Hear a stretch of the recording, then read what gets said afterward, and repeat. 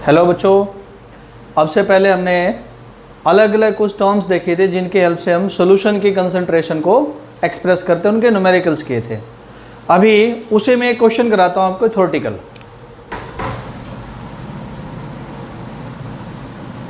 Among 1 molar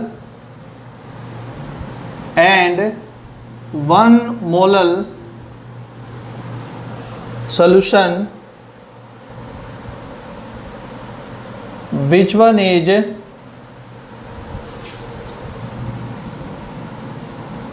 more concentrated?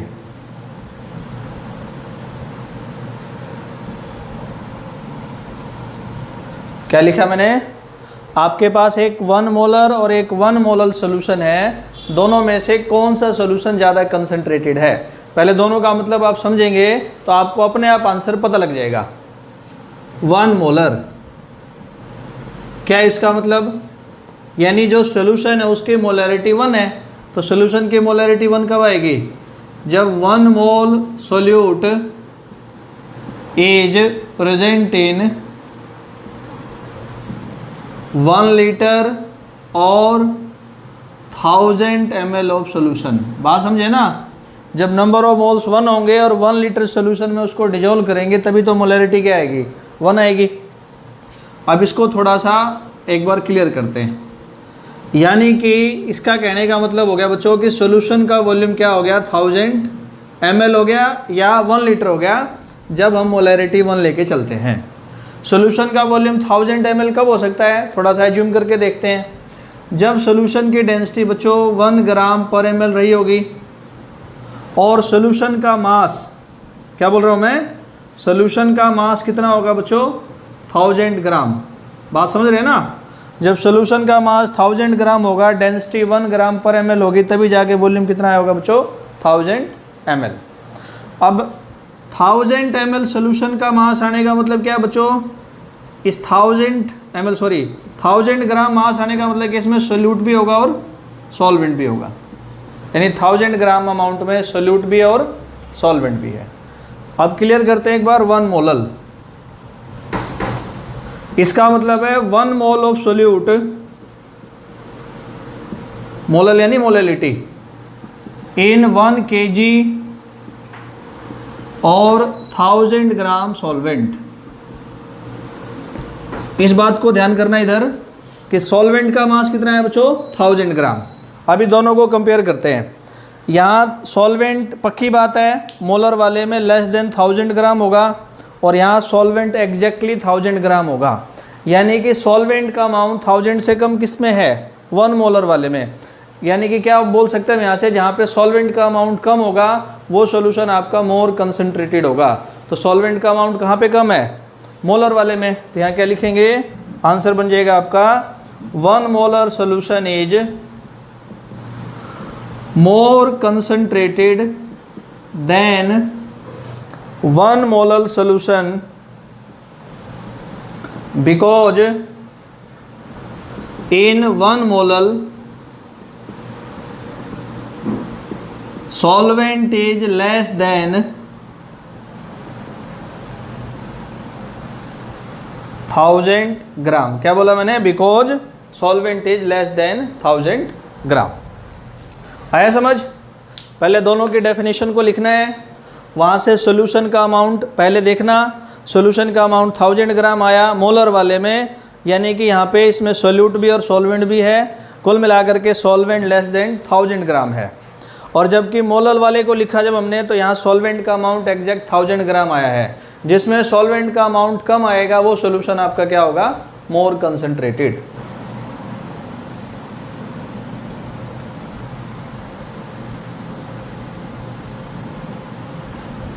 एक term आती है बच्चों इसमें demolar solution. Molarity at 0 degree Celsius temperature is called demolar solution. Molarity at 0 degree Celsius temperature is called demolar solution. ऐसे एक term आती है बच्चों formality. In case of ionic solute, ionic substance, we use the term formality instead of molarity. यानी बात molarity है, लेकिन अगर वो आयनिक सोल्यूट या सब्सटेंस के लिए बोला जाएगा तो उस मोलैरिटी का नाम क्या हो जाता है?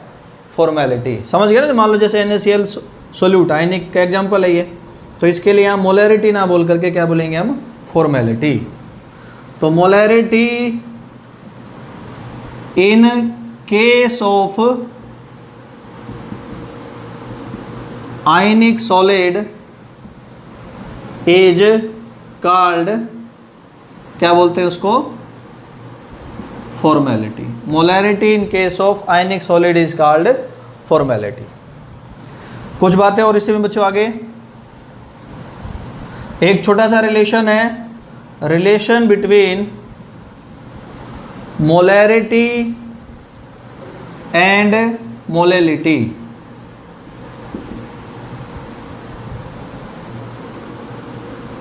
क्या बोला मैंने? Relation between molarity and molality. शुरू करते हैं। यहाँ ये भी मान के चलना है कि इस तरह के न्यूमेरिकल में आपको परसेंटेज बाय मास और डेंसिटी गिवन होगी, तब जाकर के आप दोनों को रिलेट करेंगे। लेट करो अपनी तरफ से बच्चों। आपके पास क्या एक m मोलर सॉल्यूशन है, कैपिटल M लिखा मैंने, जिसकी डेंसिटी कितनी है? d gram per ml। आपके पास m मोलर सॉल्यूशन है जिसकी डेंसिटी है d gram per ml।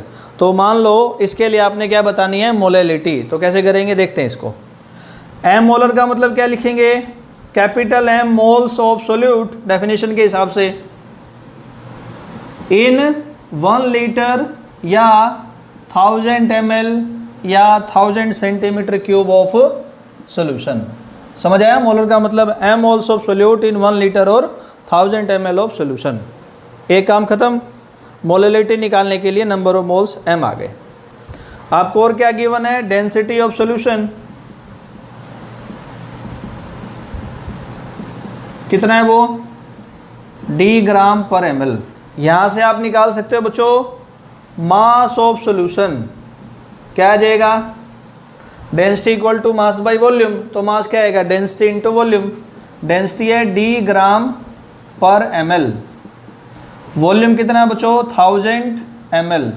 Cancel ये, तो 1000 d ग्राम, ऐसा सोल्यूशन का मास आया। ये मैंने मोलैरिटी को लिखा, उसकी डेफिनेशन को, सोल्यूशन की डेंसिटी लिखी, इन दोनों का यूज करके सोल्यूशन का मास निकाला। एक काम पूरा। अगला काम, यहाँ पे m मोल्स है ना, तो नंबर ऑफ मोल्स m हो गए। क्या लिखते हैं? मोल का फॉर्मूला एक, गिवन मास बाई में मॉलिक्यूलर मास। मान लिया सोल्यूट के मॉलिक्यूलर मास को हम m2 से डिनोट करें, लेट कर रखा है m2। तो यहाँ से बच्चों गिवन मास किसका? सोल्यूट का। किसका बोल रहा हूँ मैं? गिवन मास सोल्यूट का। क्या आ जाएगा? Number of moles capital M into molecular mass m2। आया कुछ समझ? अब क्या चाहिए मोलेलिटी के लिए? आपको मास ऑफ सॉल्वेंट, क्योंकि नंबर ऑफ मोल्स तो आ गए थे। आपको पता है यहाँ से सोल्यूशन का मास, सोल्यूट का मास, इससे आपका सॉल्वेंट का मास आ जाएगा। क्या आ जाएगा? सोल्यूशन का मास है 1000 d ग्राम में, ये सोल्यूट का मास है capital M number of moles into molecular mass m2। Moles भी पता है आपको और सॉल्वेंट का मास भी पता है, तो यहाँ से हम सीधा सीधा मोलेलिटी का फॉर्मूला पुट कर सकते हैं। क्या बन जाएगा फॉर्मूला? नंबर ऑफ मोल्स है कैपिटल M, अपॉन में सॉल्वेंट का मास है 1000 d minus capital M into m2। ये ग्राम में बच्चों kg में कन्वर्ट करने के लिए इसको 1000 से डिवाइड कर देंगे, 1000 ऊपर चला जाएगा। एक मिनट में दोबारा समझाता हूँ मैं। m मोलर सोल्यूशन का मतलब क्या है? m मोल्स 1 लीटर में या 1000 ml या 1000 सेंटीमीटर क्यूब में, डेंसिटी है d ग्राम, सोल्यूशन का मास आ जाएगा। आपके पास m नंबर ऑफ मोल्स है, इससे सोल्यूट का गिवन मास आएगा। सोल्यूशन का मास पता है, सॉल्वेंट का मास पता है, तो यहाँ से सोल्यूट का मास पता है तो सॉल्वेंट का मास फाइंड कर लेंगे। क्योंकि ये ग्राम में है, मोलेलिटी के फॉर्मूले में रखते हुए इसको हम किलोग्राम में चेंज कर लेंगे। यानी कि मोलेलिटी इक्वल टू क्या आ जाएगा? सीधा सीधा अगर इस फॉर्मूले को और सिंपल करके लिखें तो ऐसा लिख सकते हैं हम बच्चों, मोलेलिटी इक्वल टू क्या? कैपिटल M क्या इधर? मोलैरिटी इनटू में सीधा फॉर्मूला रख सकते हैं 1000 बाय में 1000 डी माइनस कैपिटल एम किसको डिनोट कर रहा है, molarity into molecular mass of solute. ऐसा न्यूमेरिकल करवाया था मैंने पहले, तो आप डायरेक्ट भी अगर आपको फॉर्मूला याद है, ये शॉर्टकट याद है, तो मोलैरिटी पुट करके हम मोलैरिटी की वैल्यू को फाइंड कर सकते हैं। आया रिलेशन। अगला मेथड सॉल्यूशन की कंसंट्रेशन को एक्सप्रेस करने का बच्चों, वो है मोल फ्रैक्शन। बहुत बार आएगा इस यूनिट में, इसको एक्स से डिनोट करते हैं। मोल का मतलब मोल, फ्रैक्शन का मतलब हिस्सा, हिस्सा मतलब टोटल में से कोई चीज़ कितनी है वो उसका फ्रैक्शन बोला जाता है। ऐसे सॉल्यूशन के टोटल मोल्स में से सोल्यूट या सॉल्वेंट के कितने मोल्स हैं वो उसका मोल फ्रैक्शन बोला जाएगा। दोबारा बोल रहा हूँ मैं, सॉल्यूशन के टोटल मोल्स में से सोल्यूट के या सॉल्वेंट के कितने मोल्स हैं वो क्या बोला जाएगा, उसका मोल फ्रैक्शन। यानी डेफिनेशन क्या बनेगी मोल फ्रैक्शन की, it is number of moles of solute और solvent which is present in total number of moles of solution. क्या बोला मैंने, it is number of moles of solute और सॉल्वेंट, दोनों के लिए बात करेंगे, which is present in total number of moles of solution. लिखते हैं definition, it is defined as number of moles of solute और solvent which is present in total number of moles of solution। यहाँ मानते हैं बच्चों अपनी तरफ से सोल्यूट के नंबर ऑफ मोल्स को N2 से डिनोट करते हैं और सॉल्वेंट के नंबर ऑफ मोल्स को N1 से डिनोट करते हैं। फॉर्मूला लिखते हैं, मान लो सोल्यूट के लिए लिखना हो तो मोल फ्रैक्शन ऑफ सोल्यूट, इसके लिए 2 लगा देंगे, मोल फ्रैक्शन x हो गया, सोल्यूट के लिए 2 लगा देंगे, तो क्या फॉर्मूला बन जाएगा, ऐसे बताने ना, सोल्यूट के total moles out of number of moles of solution, तो क्या होगा formula, number of moles of solute, इसके खुद के मोल ऊपर रखने N2 अपॉन में किससे डिवाइड करना है, सॉल्यूशन के नंबर ऑफ मोल्स है। सॉल्यूशन के नंबर ऑफ मोल्स कैसे आएंगे, number of moles of solute plus number of moles of solvent, तो ऐसा आ जाएगा कुछ, number of moles of solute plus number of moles of solvent. ठीक है, सॉल्यूशन के मोल कैसे आएंगे बच्चों, सोल्यूट के मोल प्लस में सॉल्वेंट के मोल। सेम आप लिख सकते हो फॉर्मूला किसके लिए, सॉल्वेंट के लिए, मोल फ्रैक्शन ऑफ सॉल्वेंट। तो कहने का मतलब क्या है कि सॉल्वेंट के खुद के कितने मोल्स हैं out of total moles of solution, solvent के लिए 1, फ्रैक्शन के लिए x। तो यहाँ पे फॉर्मूला हो जाएगा, ऊपर क्या रखेंगे, मोल्स ऑफ सॉल्वेंट, क्या मान लो N1 बाई में सॉल्यूशन के मोल्स, तो कैसे, moles of solvent plus moles of solute. क्या बताया मैंने, मोल फ्रैक्शन कैसे आएगा, सॉल्वेंट के moles of solvent N1 by में मोल्स ऑफ सोल्यूशन, सोल्यूशन का मोल कैसे आएगा, moles of solvent plus solute या सोल्यूट प्लस सॉल्वेंट। ये बात यहाँ से बच्चों ऐसा बोलते हैं कि mole sum of mole fraction of solute plus solvent is always equal to 1। यानी कहने का मतलब है सोल्यूट और सॉल्वेंट के मोल फ्रैक्शन का सम हमेशा कितना होता है, 1 होता है। एक छोटा सा क्वेश्चन इस पे देखो बच्चों, question, calculate mole fraction of NaOH and water in a 20% aqueous solution of NaOH by mass। यानी कि NaOH का भी मोल फ्रैक्शन बताना है और वाटर का भी मोल फ्रैक्शन बताना है, और आपको गिवन है 20% NaOH by mass का एक्वस सोल्यूशन। परसेंटेज आप सोल्व करते ही हैं, इसको क्या बोल देंगे, 20 ग्राम NaOH इन 100 ग्राम सोल्यूशन, वाटर नहीं बोलना है इसको, सोल्यूशन बोलना है। तो पहले इसके मोल निकाल लो, मोल फ्रैक्शन चाहिए। तो गिवन मास NaOH का मोलिकुलर मास सबका सम करेंगे 40।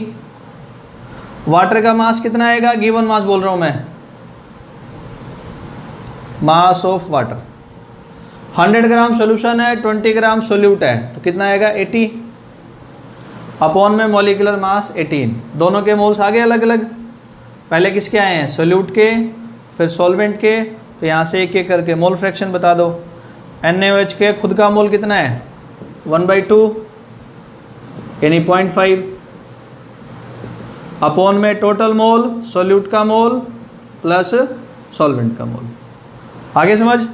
वाटर का मोल फ्रैक्शन कैसे आ जाएगा, इसका 1 में से माइनस कर दो, दोनों का सम 1 होता है तो इसका 1 में से माइनस कर दो इसको, यहाँ से वाटर का मोल फ्रैक्शन आ जाएगा। ठीक है, मोल फ्रैक्शन पढ़ा था, एक उसका न्यूमेरिकल भी किया था। अभी उसका एक और न्यूमेरिकल देखते हैं।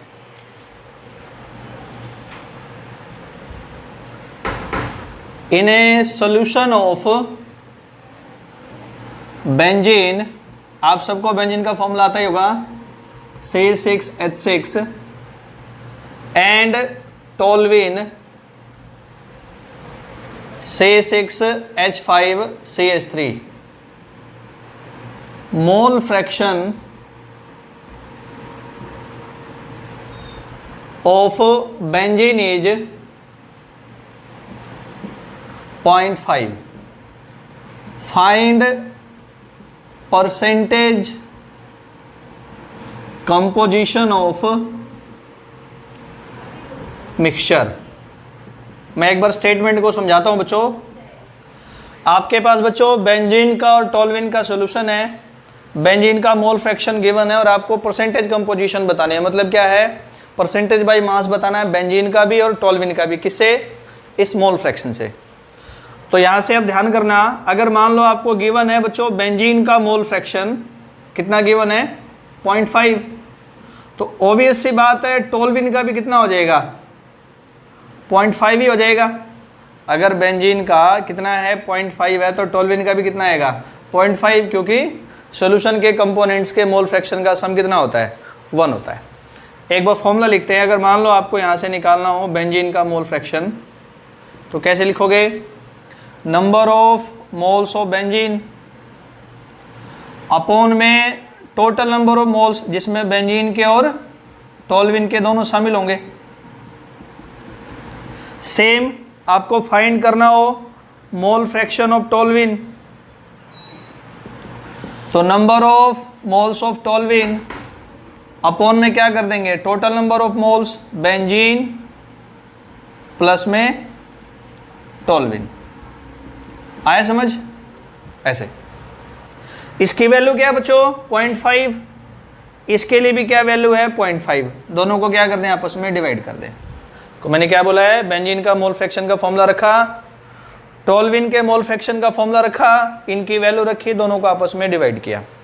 यहाँ से जो चीज़ कटेगी उसको काट देंगे, जो बचेगा उसको बचा लेंगे। देखो जैसे ये तो कैंसिल हो जाएगा, यानी क्या आएगा कुल मिला के 0.5/0.5 1, इधर से ये गया, यहाँ क्या आ जाएगा बच्चों, number of moles of benzene upon में नंबर ऑफ मोल्स ऑफ टोल्विन, यानी इनके नंबर ऑफ मोल्स का रेशो 1 आ जाएगा। या बोलो दोनों के नंबर ऑफ मोल्स कितने आ जाएंगे बच्चों 1 आ जाएंगे। समझ आया। दोनों का मोल फ्रैक्शन लिखा, मोल फ्रैक्शन का फॉर्मूला लिखा, उसकी वैल्यू लिख के दोनों को डिवाइड कर लिया, कटने के बाद इनका नंबर ऑफ मोल्स का रेशियो 1 आ गया। या बोलो इनके दोनों के अलग अलग नंबर ऑफ मोल्स कितने आ गए बच्चों 1 आ गए।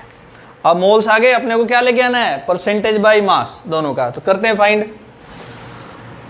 बेंजीन के मोल आए बच्चों, बेंजीन के कितना 1, और 1 मोल का मास कितना होता है, जितना मोलिकुलर मास होगा। कार्बन का 12 6 से मल्टीप्लाई कर देंगे, हाइड्रोजन का 1 होता है, इसको भी 6 से मल्टीप्लाई कर देंगे। कितना आएगा बच्चों, दोनों का सम करोगे 78। आया कुछ समझ, 78। ऐसे बच्चों किसका निकालेंगे, यहाँ से टोल्विन का, C6H5CH3। सम कर दो सबके मास का, क्या आ जाएगा देखो यहाँ से, कार्बन का वही 72 6 बार है, तो हाइड्रोजन का 5 फिर इस कार्बन का 12, इसका 3। समझ आ रहा है? 77 और 3 80 और ये आपका 92। दोनों का मास आ गया, क्योंकि दोनों के कितने मोल हैं? एक एक मोल है ना। इसका भी कितना मोल था? 1 मोल था। आया समझ? 1 मोल 1:1 यानी दोनों का मोल 1 है। 1 मोल का मास मॉलिक्यूलर मास के इक्वल होता है। भाई मास फाइंड कर देंगे। पहले फाइंड करेंगे किसके लिए? बेंजीन के लिए। वो कैसे आएगा? बेंजीन का खुद का मास कितना है? 78 बाई में टोटल मास 78 प्लस 92। परसेंटेज के लिए 100 से मल्टीप्लाई कर देंगे। खुद का मास बाय में टोटल मास इंटू 100। काटना नहीं, इसको मल्टीप्लाई में होगा तब कटेगा। ऐसे किसके लिए निकाल देंगे बच्चों? टॉल्विन के लिए। टॉल्विन का खुद का मास 92 बाई में टोटल मास इंटू में क्या आ गया बच्चों? 100। ऐसे इसको कर सकते हैं। आया सबको समझ? चलिए आगे बढ़ते हैं। अब मान लो बच्चों कहीं आपको मोलेलिटी गिवन हो, मोल फ्रैक्शन में अगली बार बता रहा हूँ, और उस मोलेलिटी से मोल फ्रैक्शन बताना हो तो कैसे करेंगे? तो उसके लिए एक छोटा सा रिलेशन है कि मोलेलिटी और मोल फ्रैक्शन को हम आपस में कैसे रिलेट कर सकते हैं, उसको देखते हैं। Relation between molality small m and mole fraction किससे डिनोट करते हैं? x से।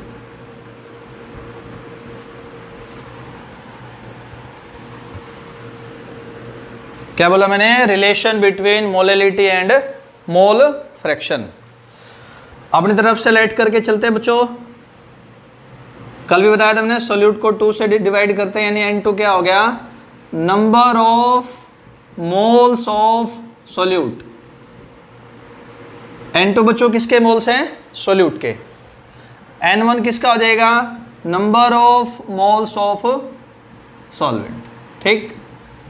अब मान लें यहाँ से अपने को सोल्यूट का मोल फ्रैक्शन निकालना हो तो number of moles of solute upon में क्या? Total number of moles. मान लिया बच्चों ये इक्वेशन है 1। सॉल्वेंट का निकालना हो तो number of moles of solvent upon में टोटल नंबर ऑफ मोल्स, ये मान लिया इक्वेशन 2। ठीक है। इक्वेशन 1 और 2 को डिवाइड कर लो। 1 को डिवाइड कर दो इक्वेशन 2 से, तो क्या लिख देंगे? x2 by x1 N2 upon में N2 प्लस N1 इंटू, और इसको डिवाइड किया तो ये ऊपर चला गया N1 प्लस N2 बाई में N1 नीचे आ गया। समझ आ रहा है? इसको इससे डिवाइड किया तो क्या हुआ बच्चों? N1 आपका नीचे रह गया और ये ऊपर चला गया, ये इधर कैंसिल हो जाएगा। तो x2 बाई x1 क्या आ जाएगा? N2 अपॉन में N1। ठीक। यहाँ से मान लिया बच्चों इक्वेशन आ गई ये 3। सोल्यूट का मोल फ्रैक्शन निकाला, सॉल्वेंट का मोल फ्रैक्शन निकाला, इक्वेशन 1 माना इसको सोल्यूट वाले को, और सॉल्वेंट के मोल फ्रैक्शन को इक्वेशन 2 माना। इक्वेशन 1 को 2 से डिवाइड करके रिजल्ट हमने ये इसको सॉल्व कर दिया। थोड़ा और आगे बढ़ते हैं। अब इसके बाद एक बार मोलेलिटी का फॉर्मूला रखते हैं बच्चों। मोलेलिटी क्या होती है? Number of moles of solute dissolve पर kg ऑफ सॉल्वेंट। मान लिया बच्चों ये सॉल्वेंट का मास किस में था? ग्राम में था, W1 kg में बदलने के लिए 1000 से डिवाइड कर दिया। यहाँ तक कोई डाउट हो आपको? एक बार N2 की वैल्यू इक्वेशन 3 से उठा करके इसमें पुट करते हैं। तो एक बार N2 अगर निकालेंगे यहाँ तो क्या आएगा बच्चों? x2 बाई x1 इंटू में क्या आ जाएगा? N1। यहाँ से क्या कर देंगे? Put the value of N2। मान लो ये इक्वेशन 4 है, इन इक्वेशन 4 तो क्या आ जाएगा result? Molality equal to N2 क्या बच्चों? x2 बाई x1 इंटू में N1 बाई W1 इंटू में क्या आ जाएगा? 1000। क्या बोला मैंने बच्चों? ध्यान देना। N2 की वैल्यू को रख दिया यहाँ पे x2 by x1 into N1 W1 into में 1000। तो यहाँ से हम क्या बोल सकते हैं बच्चों? एक रिलेशन क्या आ गया अपने पास? बात समझने वाली क्या हो जाएगी यहाँ से बच्चों कि ये सीधा सीधा फॉर्मूला हो जाएगा क्या? मोलेलिटी इक्वल टू क्या? Mole fraction of solute by mole fraction of solvent into number of moles of solvent by में given mass of solvent in gram multiply by 1000। तो ऐसे ऐसे हम इसको करके क्या कर सकते हैं? एक रिलेशन बना सकते हैं। आया समझ? तो यहाँ पे बच्चों मोल फ्रैक्शन वाला जो टॉपिक है वो कंप्लीट, आप इसके न्यूमेरिकल की प्रैक्टिस करें। और इसके बाद जो अगली टर्म इसमें बच्चों मोल फ्रैक्शन जैसे ही है, मास फ्रैक्शन। मोल फ्रैक्शन का मतलब क्या था कि सॉल्यूशन के टोटल मोल्स में से सोल्यूट या सॉल्वेंट के कितने मोल्स थे। सेम यहाँ पे बच्चों सॉल्यूशन के टोटल मास में से सोल्यूट या सॉल्वेंट का कितना गिवन मास होगा या अमाउंट होगा, वो सोल्यूट का या सॉल्वेंट का क्या बोला जाएगा बच्चों? Mass fraction. तो क्या होगी definition? It is given mass और अमाउंट ऑफ सोल्यूट और सॉल्वेंट, दोनों के लिए बोलेंगे ना, विच is present in total mass of या टोटल अमाउंट ऑफ सॉल्यूशन। बस मोल फ्रैक्शन में मोल था, मास फ्रैक्शन में मास आ जाएगा। तो अगर आपको लिखना हो बच्चों मास फ्रैक्शन ऑफ सोल्यूट, कैसे लिख देंगे? ऊपर जिसका निकालना है उसका मास ऊपर रखना, जैसे सोल्यूट का निकालना है तो सोल्यूट का मास ऊपर, अपॉन में टोटल यानी कि सोल्यूशन का मास नीचे। परसेंटेज से मल्टीप्लाई नहीं करना, वो परसेंटेज कंपोजिशन है, परसेंटेज बाई मास है। सोल्यूट का मास अपॉन टोटल मास। ऐसे ही मास फ्रैक्शन ऑफ सॉल्वेंट निकालना हो तो क्या हो जाएगा? Given mass of solvent upon में क्या कर देंगे? टोटल मास, यानी कि mass of solution. Given mass of solvent by में मास ऑफ सॉल्यूशन यानी कि टोटल मास। आया समझ? जैसे एक क्वेश्चन है बच्चों, calculate mass fraction of NaCl in a 30% solution of NaCl by mass। क्या बोला मैंने? NaCl का मास परसेंटेज बताना, सॉरी मास फ्रैक्शन बताना है आपको। क्या गिवन है? 30% सोल्यूशन है NaCl का बाई मास। तो सिंपल सा फॉर्मूला यहाँ पे मास फ्रैक्शन क्या आ जाएगा? NaCl का खुद का मास कितना? 30% का मतलब 30, अपॉन में सोल्यूशन का मास कितना? 100, नहीं क्या आ जाएगा? 0.3। बस यहाँ पे मास लेना, इस बात का अपने को ध्यान करना है। अगली टर्म है बच्चों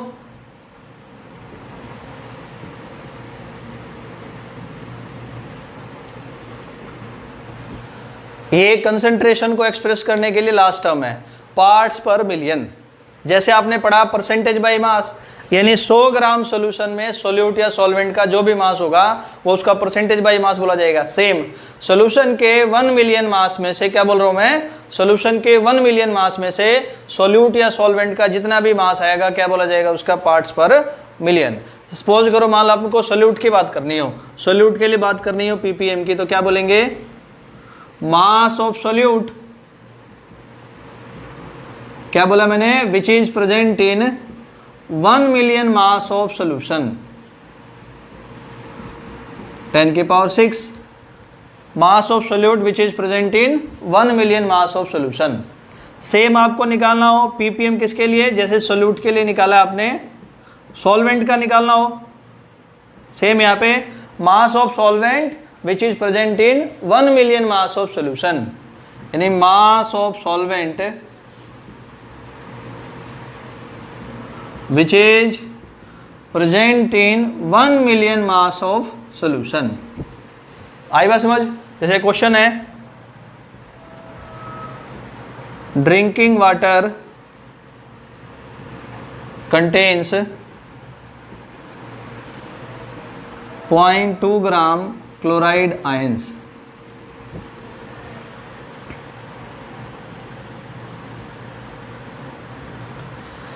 इन 200 gram of solution. Drinking water है, उसका हमने एक सोल्यूशन लिया है, उसमें 0.2 ग्राम क्या है? क्लोरीन के आयंस है। आपने यहाँ से फाइंड करना बच्चों, फाइंड पार्ट्स पर मिलियन ऑफ CaLines। किसके लिए पार्ट्स पर मिलियन बताना हो? CaLine के लिए। ड्रिंकिंग वाटर के सोल्यूशन में 0.2 ग्राम CaLine है, तो उसका क्या बताना बच्चों? पार्ट्स पर मिलियन। तो कैसे बताएंगे? फॉर्मूला लगा देंगे, पार्ट्स पर मिलियन ऑफ CaLines। इसका खुद का मास कितना है बच्चों? 0.2, अपॉन में सोल्यूशन का मास कितना है? 200 ग्राम, इनटू में क्या कर देंगे? 1 मिलियन के लिए 10 की पावर 6 से मल्टीप्लाई कर देंगे। समझ आया? Cl का मास अपॉन में टोटल मास 1 मिलियन के लिए किससे मल्टीप्लाई कर देंगे? हम 10 की पावर 6 से मल्टीप्लाई कर देंगे। तो बच्चों यहाँ तक सॉल्यूशन को एक्सप्रेस करने के लिए जो कंसंट्रेशन टर्म्स हम यूज़ करते हैं वो सब की सब क्या होती हैं? कंप्लीट होती हैं। Solubility of gas in liquid.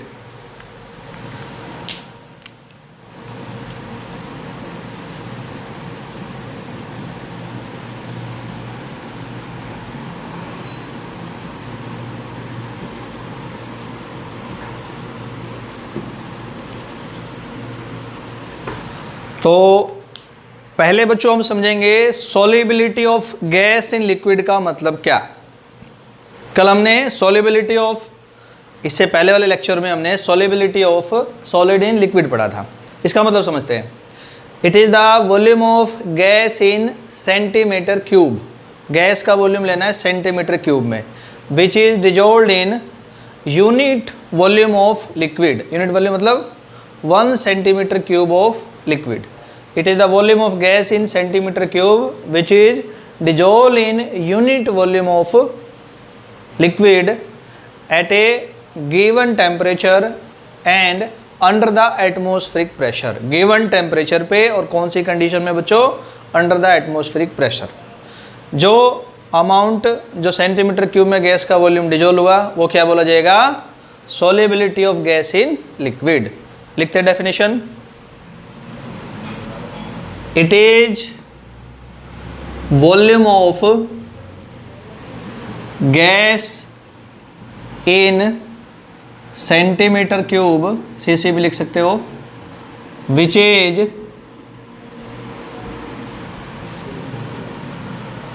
dissolved in unit volume, यानी कि 1 centimetre cube of liquid at given temperature and under atmospheric pressure. आप सबने बच्चों सुना होगा atmospheric pressure. Pressure exerted by the gases of atmosphere on the surface of earth is called atmospheric pressure। ठीक, अब आगे बढ़ते बच्चों, अब देखते हैं कि solubility of gas in liquid ये कौन कौन से फैक्टर्स पे डिपेंड करता है।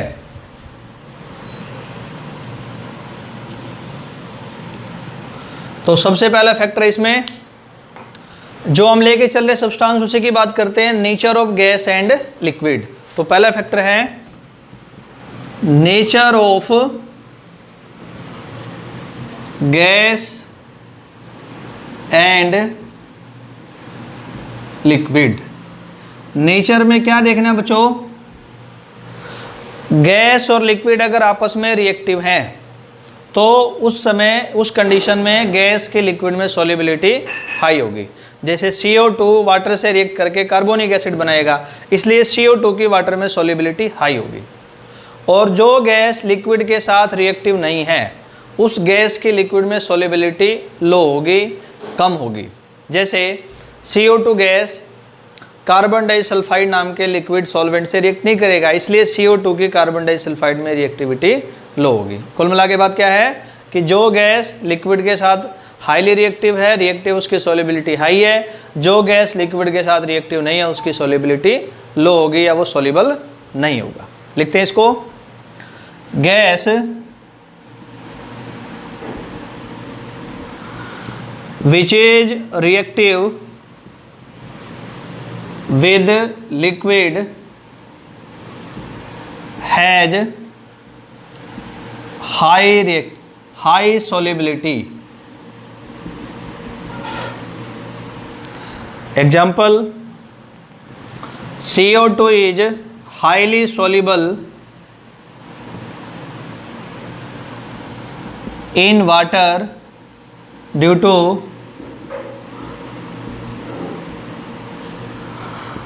high reactivity with water, due to high reactivity with water। और मैंने क्या बोला, gas which does not react with liquid has low solubility, उसकी सोलिबिलिटी क्या होगी, लो होगी। जैसे एग्जाम्पल, इसी को ले लेते हैं, CO2 is not soluble in carbon disulphide because CO2 does not react with, CO2 react नहीं करता किससे, कार्बन डाइसल्फाइड से। तो ये बच्चों पहला फैक्टर है। दूसरा फैक्टर देखते हैं, टेम्परेचर। ये हमने पढ़ा है सॉलिड और लिक्विड के सॉलिबिलिटी के केस में भी। तो ऐसा बोलते हैं बच्चों कि जैसे आपने गैस को डिजोल्व किया किसी लिक्विड में, तो क्या बनेगा, मैं गैस जाके लिक्विड में डिजोल्व हो गया, इसका बन गया बच्चों सॉल्यूशन, और यहाँ पे क्या रिलीज हो गई, हीट। तो जिस भी प्रोसेस में हीट रिलीज होगा उसको क्या बोलेंगे बच्चों, एक एक्जोथर्मिक प्रोसेस है। तो पहली बात क्या बोलेंगे, solubility of gas in liquid is an exothermic process, क्योंकि यहाँ पे हीट इवॉल्व हुई है, बाहर रिलीज हुई है।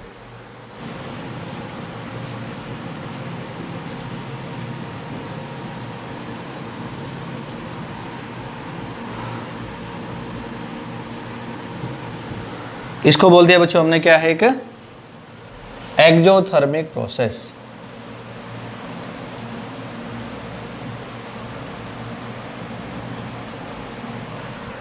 अभी मान लिया हमने कंडीशन ली बच्चों कि टेम्परेचर को इंक्रीज किया, टेम्परेचर इंक्रीज, तो यानी कि इस रिएक्टेंट साइड भी +T हो जाएगा और प्रोडक्ट साइड भी +T हो जाएगा। टेम्परेचर यहाँ भी इंक्रीज हुआ और यहाँ भी इंक्रीज हुआ। कंपेयर करना हो कि टेम्परेचर इंक्रीज करने से टेम्परेचर की वैल्यू कहाँ पे हाई हो गई, तो इधर पहले से हीट था बच्चों और टेम्परेचर दिया, तो प्रोडक्ट साइड में टेम्परेचर हो गया high as compare to reactant side. तो जैसे आप जानते हैं लीचर्ट-लियर प्रिंसिपल के अकॉर्डिंग, टेम्परेचर का को इंक्रीज करने की वजह से उसकी वैल्यू हाई हो गई प्रोडक्ट साइड में। तो लीचर्ट-लियर क्या कहेगा, टेम्परेचर हाई है तो उसको कम करना, लो वाली साइड लेके आना, हाई को लो वाली साइड लेके आना। लो वाली साइड लेके आएंगे तो क्या होगा, रिएक्शन रिएक्टेंट साइड में बैकवर्ड डायरेक्शन में आ जाएगी। इधर आने का मतलब क्या है कि सोल्यूशन में से गैस अलग हो जाएगा, लिक्विड अलग हो जाएगा, यानी कि गैस की लिक्विड में सोल्युबिलिटी कम हो जाएगी। तो क्या बोलेंगे, solubility of gas in liquid is an exothermic process. So by increasing temperature, value of temperature becomes high in product side, to decrease it reaction moves in reactant side और backward direction. As a result of this solubility of gas in liquid decreases.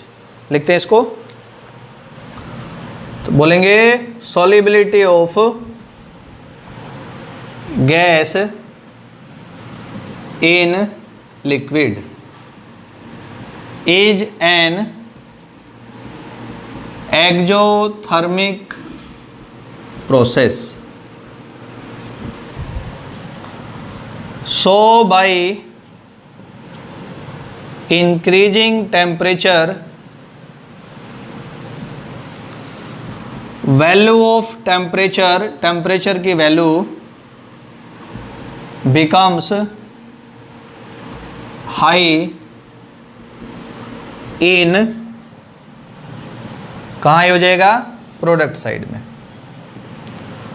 To decrease the temperature according to क्या, Le Chatelier principal.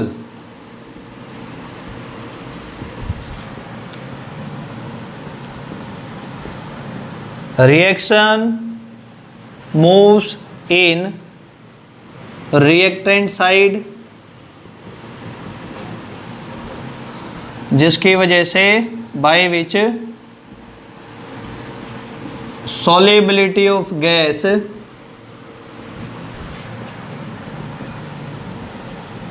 in liquid क्या होगा, decrease हो जाएगा। ये concept है। Alternate तरीके से आप ऐसा भी बता सकते हैं, ये तो है ही कॉन्सेप्ट, कि जब हम टेम्परेचर को बढ़ाते हैं तो गैस के मॉलिक्यूल को क्या मिलेगा बच्चों, टेम्परेचर से काइनेटिक एनर्जी, और काइनेटिक एनर्जी गेन करके वो लिक्विड के में से, लिक्विड के सरफेस से स्केप आउट हो जाएंगे, बाहर चले जाएंगे।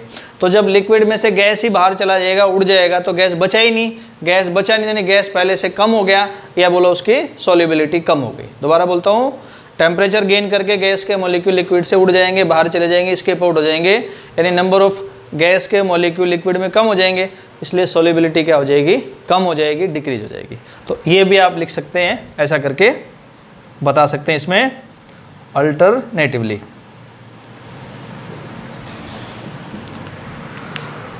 क्या बोलेंगे, बाय इंक्रीजिंग टेम्परेचर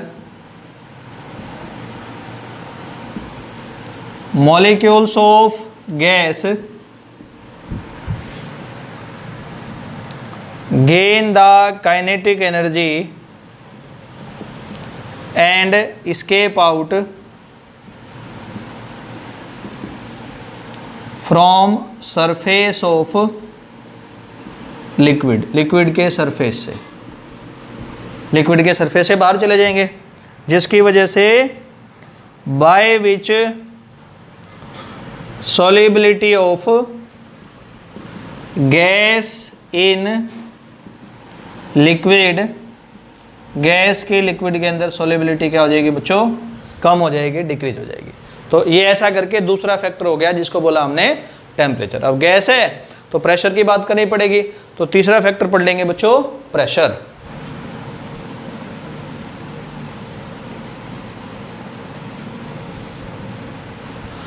तो गैस के लिक्विड के अंदर सॉल्युबिलिटी पे क्या इफेक्ट होगा, इसको समझने के लिए एक लॉ अप्लाई करते हैं, हेनरी लॉ, उससे इसको समझते पढ़ते हैं। हेनरी लॉ इंपॉर्टेंट है बच्चों, उसको ध्यान से पढ़ना समझना। तो it is explain by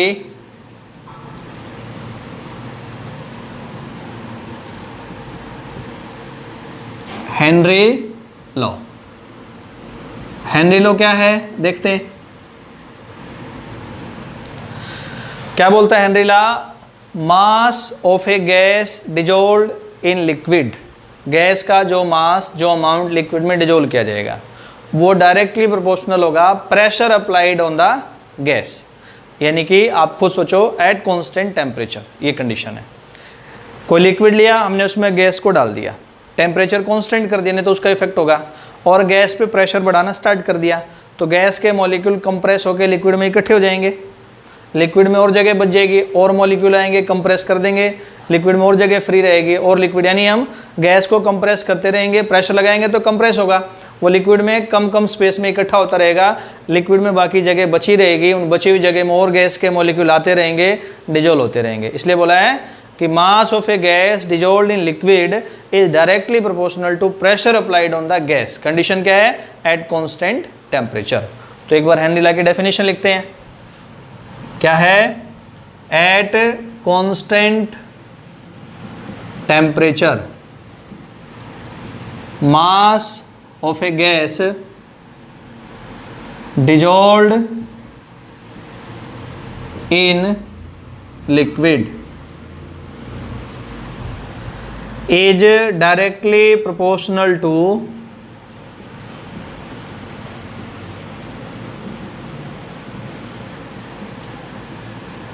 pressure applied on gas. कौन सी कंडीशन में बच्चों, एट, ये तो लिख दिया ना, हाँ, डायरेक्टली प्रोपोर्शनल टू, बस यहां तक, प्रेशर अप्लाइड ऑन गैस। इन्हें ऐसे बोल देंगे, m is directly proportional to p। Graphically भी आप समझा सकते हैं, यहां ले लो इस एक्सिस पे बच्चों, m गैस का मास अमाउंट, यहाँ ले लो प्रेशर, स्ट्रेट लाइन का ग्राफ आ जाएगा। जैसे P इंक्रीज होगा वैसे गैस का अमाउंट या मास क्या होगा, इंक्रीज होगा। इसको थोड़ा सोल्व करेंगे तो m इक्वल टू क्या आ जाएगा, K into P. K is the constant of proportionality and it's value depends upon 3 factors. कितने फैक्टर पे डिपेंड करेगा, 3 पे। पहला फैक्टर होगा बच्चों नेचर ऑफ गैस, हर एक गैस के लिए अलग अलग वैल्यू। दूसरा होगा बच्चों नेचर ऑफ लिक्विड या सॉल्वेंट, और तीसरा होगा बच्चों टेम्परेचर। क्या होगा, टेम्परेचर। लिखते हैं तो K is constant of proportionality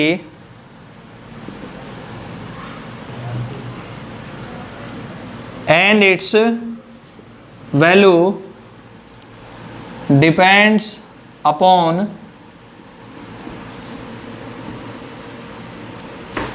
nature of gas, nature of liquid and temperature. ठीक है, हेनरी लॉ है। अब हेनरी लॉ को बच्चों एक टर्म में और पढ़ते हैं, in terms of mole fraction. Henry law किसके टर्म में पढ़ना है, in terms of mole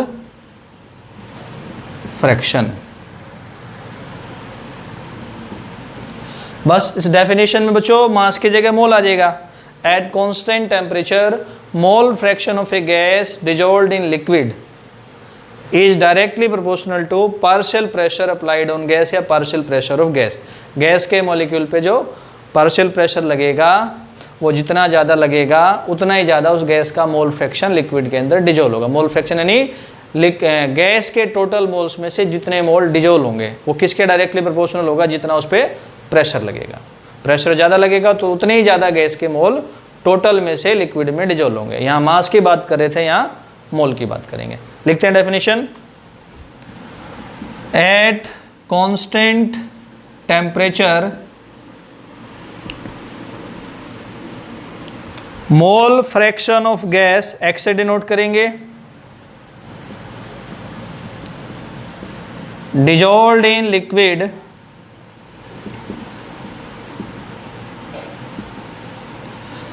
is directly proportional to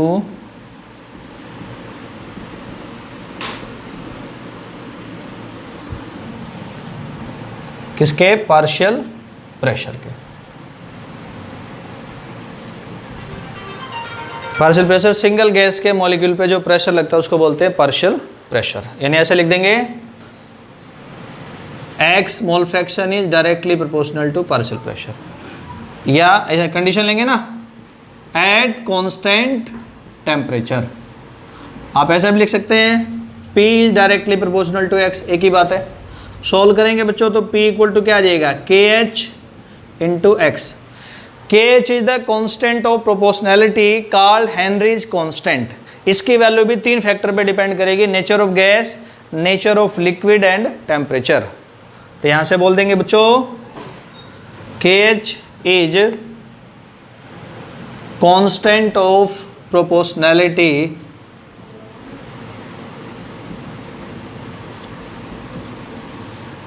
called